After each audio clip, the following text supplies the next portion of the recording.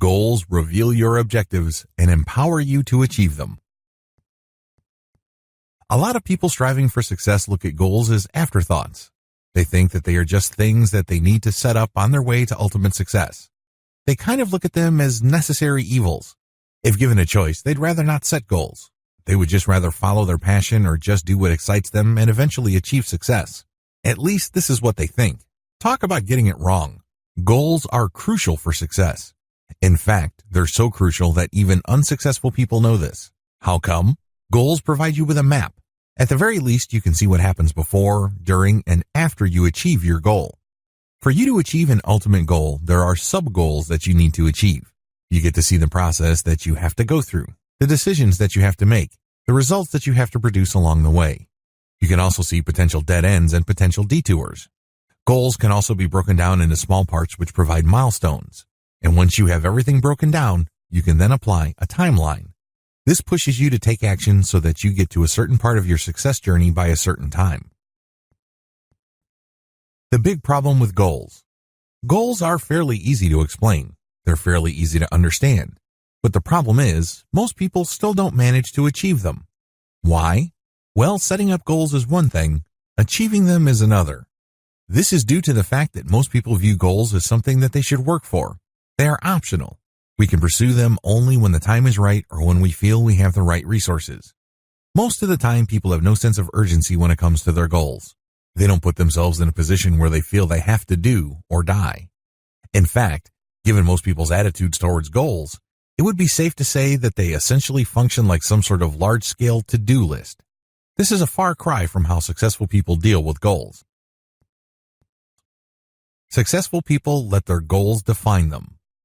Successful people look at goals in a completely different way. First of all, they start with their passions, and then they craft goals around them.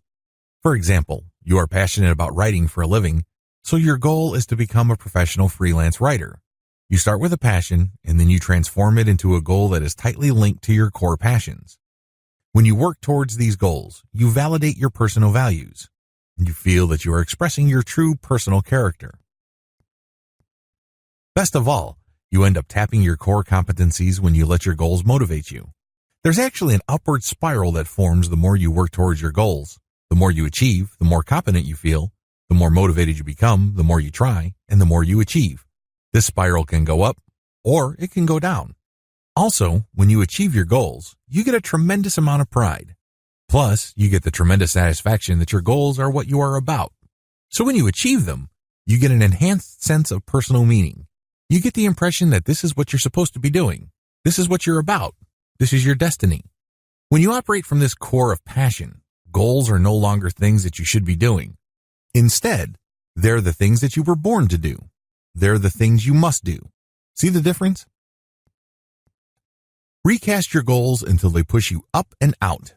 If your goals don't give you the energy you need to push yourself and expect more from yourself, you need to change your goals. You really do. Don't think that you have to stick to your goals just the way they are. Your goals are not set in stone. They are simply tools. Treat them like tools. First, you need to redefine your goals. What truly is at stake? Is this just a simple matter of getting certain things done by a certain date? Or is this a matter of you living up to your highest potential? Is this goal all about you pursuing your life's destiny?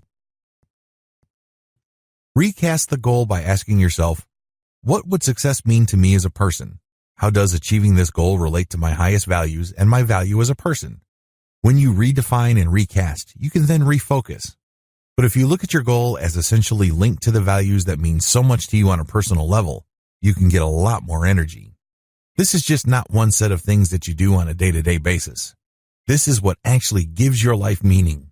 This is what actually gives you purpose to get up day after day.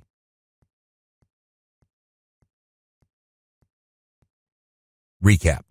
Goals must do the following. Otherwise, you need to redefine, recast, and refocus them. First, they must energize you. To do this, your goals must give you a sense of why. When you go about your goals, you gain a sense of purpose. Your life is no longer random. You're no longer doing things by accident. You're no longer doing things based on how you feel. Instead, you're doing something because this gives you meaning. This gives you purpose. Next, goals must direct you to action. They give you something to aim for. They give you something to focus on. Goals must, at the very least, instruct you. This means that you are focused on how to do things and what to do. Finally, your goals must be capable of being broken down. This is crucial because if your goal is something that is amorphous and distant or symbolic, they're not going to help you make changes. You're not going to achieve success because it's too theoretical. At the very least, your goals must be capable of being broken down into the following. You can turn them into sub-goals and daily to-do lists. That's the bare minimum. Also, make sure that when you look at your sub-goals and daily to-do lists that there are repeatable parts, so you can do them day after day, week after week, month after month, year after year. Look at each of these sub-goals and to-do lists and ask yourself if they're scalable.